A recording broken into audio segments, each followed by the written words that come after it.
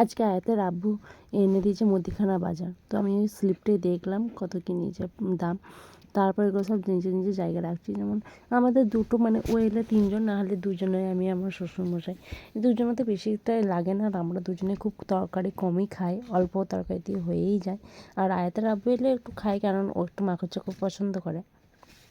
তো আমার এইটা নয় যে এটাতেই পুরোটা মাসটা হয়ে যায়, তা নয়। কিন্তু হ্যাঁ, মিডলে আরও কিছু লাগে, যেমন চিনি, চা পাতা, বিস্কুট, এসব বেশি তোমার লাগে। সার্পো, বাসন মাজার সাবান, এগুলো আমাকে নিতে হয়। কিন্তু মশলা আমাদের ওই একবার আনলেই অনেক দিন চলে যায়। তো সেগুলি সব রাখছিলাম। আর এর মধ্যেও আমাকে তারপরে মাসে একবার দিয়েও যায় কিছু টাকা আমার কাছে, কিছু আনাআনি করার জন্য। মাছ, মাংস আছেই এগুলো। আর আমি ওটাই জিজ্ঞাসা করছিলাম যে এটা ৫০০ নাকি তেলটা। তাই ওইসব জিজ্ঞাসা করলাম। তারপর শ্যাম্পু এনেছে, সাবান এনেছে, আটা এনেছে, অনেক কিছুই এনেছে। তো সব কিছু নিজের কাছে রাখি। তো কে কীরকম এরকম করে বাজার করে নিশ্চয়ই কমেন্টে জানাবেন।